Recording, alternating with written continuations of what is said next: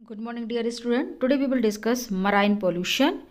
और marine pollution का जो डिस्क्रिप्शन मैं बोल रही हूँ आप वो सुन लेंगे तो आप अपने ओन वर्ड्स में भी लिख सकते हैं। सबसे पहले हम इंट्रोडक्शन पे आते हैं।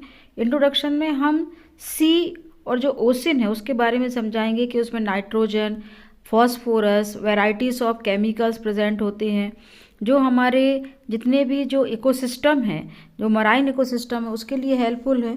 और उसमें जितने भी जो डिफरेंट टाइप्स के एक्वाटिक एनिमल्स हैं लाइक फ़िश है या दूसरे तरीके के, उनका बहुत ज़्यादा कॉमर्शियल वैल्यू भी होती है। तो इस कारण से हमको जो मराइन है वो उसका क्लीन रखना, उसको बहुत अच्छे तरीके से कंजर्वेट करना बहुत ज़रूरी है।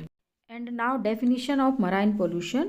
Marine pollution occurs when harmful or potentially harmful effects result from the entry into the ocean of chemicals, particles, industrial, agricultural and residential waste, noise or the spread of invasive organisms.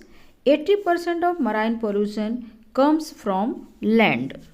इसका meaning है कि जो different types के harmful और जो foreign bodies marine में मिल रहे हैं उससे मराइन पोल्यूशन क्रिएट हो रहा है। And now sources of marine pollution. First is sediments. तो जो सॉइल इरोजन हो रहा है due to the agricultural mining के कारण उससे मराइन पोल्यूशन हो रहा है, और उससे एल्गी ग्रोथ होने के कारण भी पोल्यूशन क्रिएट होता है। Second is sewage.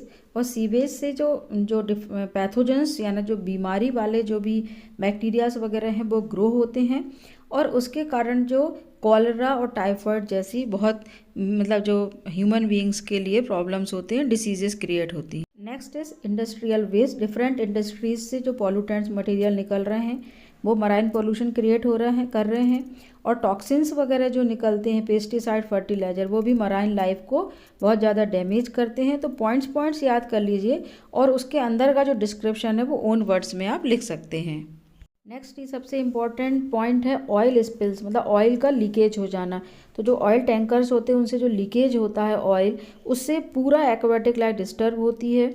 जो मैमल्स हैं या अदर जो एनिमल्स होते हैं उनके ऊपर ऑयल की लेयर चढ़ जाने से उनकी लाइफ जो है वो बहुत ज़्यादा प्रॉब्लम में होती है और कई बार वो फैटल भी हो सकते हैं, मर भी सकते हैं। Next is thermal pollution. और इसमें जितना भी जो न्यूक्लियर एक्टिविटीज़ होती हैं उसके कारण जो इसमें से हीट का डिस्चार्ज जो करते हैं तो उससे थर्मल पोल्यूशन होता है। टेम्परेचर हाई होने के कारण पूरी लाइफ जो है वो डिस्टर्ब हो जाती है, इकोसिस्टम पूरा एक्वाटिक इकोसिस्टम डिस्टर्ब होता है। And now harmful effects of marine pollution. First is oxygen depletion. इसमें हमको ये लिखना है कि जितने भी जो टॉक्सिक मटेरियल्स हैं, सीवेज वगैरह, जब उसमें डिकम्पोज होते हैं तो वो ऑक्सीजन का यूज़ कर लेते हैं, उससे ओवरऑल ऑक्सीजन का लेवल कम हो जाता है, हाइपोक्सिया का कंडीशन बन जाती है, और जितना भी एक्वाटिक लाइफ है, फिश, एनिमल, उनका सरवाइव करना बहुत मुश्किल होता है। Next is higher acidity. और इसमें जो टॉक्सिक केमिकल्स जब ऐड कर दिए जाते हैं तो वाटर की पीएच को बहुत कम कर देते हैं, एसिडिक कर देते हैं। उससे जितनी भी मराइन लाइफ है उसका सरवाइव करना बहुत मुश्किल होता है और उनकी डेथ भी हो जाती है। Next is choking marine life.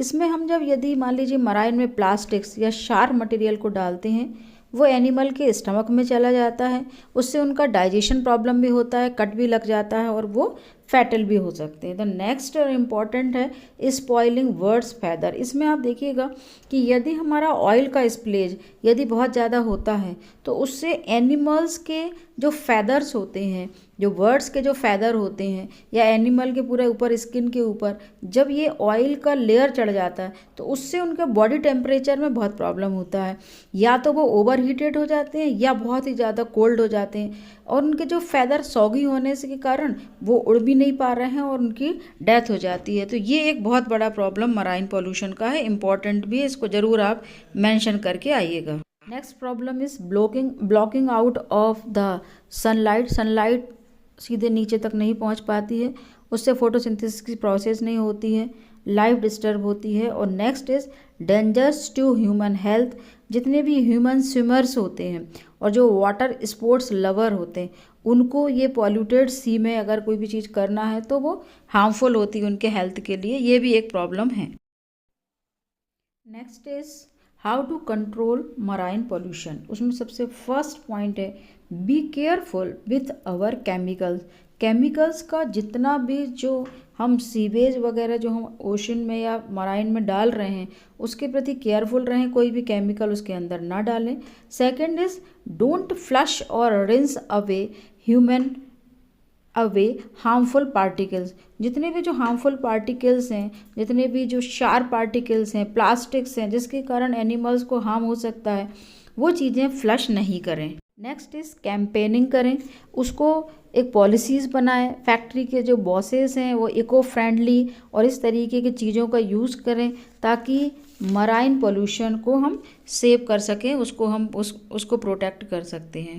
Next is volunteer at an oil spill sites. कुछ वॉलेंटियर्स अपॉइंट करें ताकि कोई भी यदि बर्ड्स है उनके फैदर वगैरह में डैमेज हो गया है या ऑयल की एक लेयर चढ़ गई है तो उसको प्रॉपर वॉश करके वापस से उसको उड़ने लायक बना दे। इस तरीके का हम वॉलेंटियर कर सकते हैं। ये भी एक इम्पॉर्टेंट पॉइंट है, volunteer at a beach clean up और ऑर्गेनाइज वन योरसेल्फ। मतलब हमारी और आपकी भी जिम्मेदारी है कि मराइन को हम गंदा ना करें, पॉल्यूट ना करें।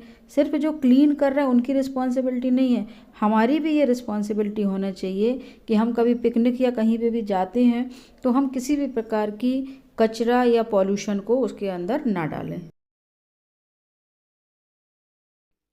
एंड नाउ कंक्लूज़न, इसमें हम मराइन लाइफ की इम्पोर्टेंस बताएंगे, मराइन पोल्यूशन क्यों हो रहा है, किससे क्या प्रॉब्लम है, वो सारी चीज़ें बता करके लास्ट में लोगों को अवेयर करें, पॉलिसीज़ बने ताकि ये पॉल्यूशन को हम बिल्कुल जो है कम कर सकें। आई होप कॉन्सेप्ट क्लियर हुए होंगे। Thanks for watching, subscribe my channel and take care.